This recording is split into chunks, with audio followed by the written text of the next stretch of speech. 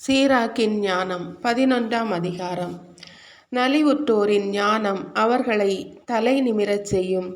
பெரியோர்கள் நடுவில் அவர்களை அமரச் செய்யும். உடல் அழகுக்காக ஒருவரை புகழ வேண்டாம், தோற்றத்துக்காக ஒருவரை இகழவும் வேண்டாம்.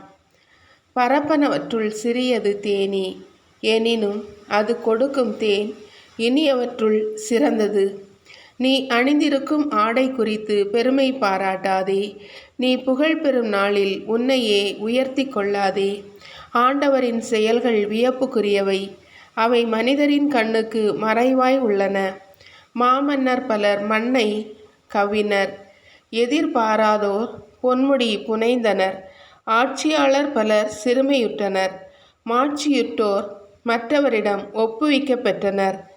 தீர ஆராயாமல் குற்றம் சுமத்தாதே, முதலில் சோதித்தறி, பின்னர் இடித்துரை. மற்றவருக்கு செவிசாய்க்கு முன்பே மறுமொழி சொல்லாதே, அடுத்தவர் பேசும்போது குறுக்கே பேசாதே. உன்னை சாராதவை பற்றி வாதிடாதே, பாவிகள் தீர்ப்பு வழங்கும் போது அவர்களோடு அமராதே. குழந்தாய், பல அலுவல்களில் ஈடுபடாதே, ஈடுபட்டால் குற்றப்பழி பெறாமல் போக மாட்டாய். செய்ய தொடங்கினாலும் முடிக்க மாட்டாய், தப்ப முயன்றாலும் முடியாது. சிலர் மிகவும் கடுமையாய் உழைக்கின்றனர், போராடுகின்றனர், விரைந்து செயல் புரிகின்றனர், எனினும் பின்தங்கியே இருக்கின்றனர்.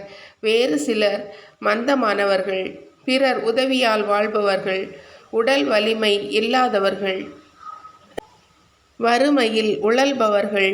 ஆண்டவர் அவர்களை கடைக்கண் நோக்குகின்றார், தாழ்நிலை நின்று அவர்களை உயர்த்தி விடுகிறார், அவர்களை தலை நிமிரச் செய்கின்றார். அவர்களை காணும் பலர் வியப்பில் ஆழ்கின்றனர். நன்மை தீமை, வாழ்வு சாவு, வறுமை வளமை ஆகிய அனைத்தும் ஆண்டவரிடமிருந்தே வருகின்றன.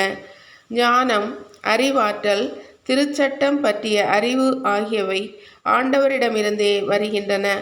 அன்பும் நற்செயல் செய்யும் பண்பும் அவரிடமிருந்தே வருகின்றன. தவறும் இருளும் பாவிகளுக்காகவே உண்டாக்கப்பட்டன.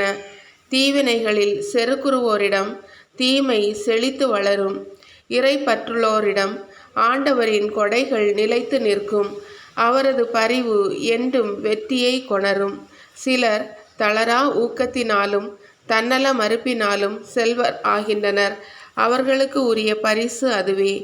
நான் ஓய்வை கண்டடைந்தேன், நான் சேர்த்து வைத்த பொருட்களை இப்போது உண்பேன் என அவர்கள் ஒவ்வொருவரும் சொல்லிக் கொள்வர்.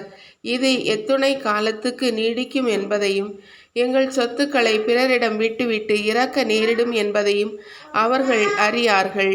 நீ செய்த ஒப்பந்தத்துக்கு கட்டுப்பட்டிரு, அதில் ஈடுபாடு கொண்டிரு, உன் உழைப்பிலே முதுமை அடை. பாவிகளின் செயல்களைக் கண்டு வியப்பு அடையாதே, ஆண்டவரிடம் நம்பிக்கை கொள், உன் உழைப்பில் நிலைத்திரு. நொடி பொழுதில் ஏழையரை திடீரென்று செல்வராய் மாற்றுவது ஆண்டவரின் பார்வையில் எளிதானது. ஆண்டவரின் ஆசியே இறைப்பற்றுள்ளோருக்கு கிடைக்கும் பரிசு. அவர்தம் ஆசியை விரைந்து தழைக்கச் செய்வார். எனக்கு தேவையானது என்ன இருக்கிறது, இனிமேல் வேறு என்ன நன்மைகள் எனக்கு கிடைக்கும் என சொல்லாதே. எனக்கு போதுமானது உள்ளது, இனி எனக்கு என்ன தீங்கு நேரக்கூடும் எனவும் கூறாதே. வளமாக வாழும்போது பட்ட துன்பங்கள் மறந்து போகின்றன, துன்பத்தில் உழலும்போது துய்த்த நன்மைகள் மறந்து போகின்றன. அவரவர் நடத்தைக்கு ஏற்ப இறுதி நாளில் மனிதருக்கு பரிசு அளிப்பது ஆண்டவருக்கு எளிதானது. சிறிது நேர துன்பம் முன்னர் துய்த்த இன்பத்தை மறக்கச் செய்கிறது. வாழ்வின் முடிவில் மனிதரின் செயல்கள் வெளிப்படுத்தப்படும். இறக்கு முன் யாரையும் பேறு பெற்றவர் என போற்றாதே. பிள்ளைகள் வழியாகவே ஒருவரது தகைமை வெளிப்படும். எல்லா மனிதரையும் உன் வீட்டுக்கு அழைத்து வராதே. இரண்டகர் பல சூழ்ச்சிகள் செய்வர். இருமாப்பு படைத்தோர் பறவைகளை பொறிக்குள் சிக்க வைக்க பயன்படும் கௌதாரி போன்றோர். அவர்கள் உளவாளி போல் உன் வீழ்ச்சியை கவனித்து கொண்டிருப்பர்.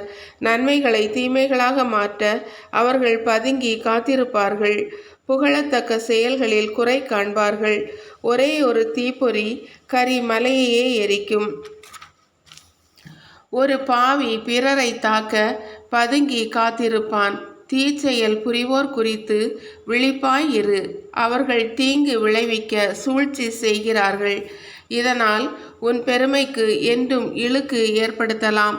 அந்நியரை உன் வீட்டில் வரவேற்றால் அவர்கள் உனக்கு தொல்லைகளை தூண்டிவிடுவர். கடைசியில் உன் வீட்டாருக்கே உன்னை அந்நியன் ஆக்கிவிடுவர்.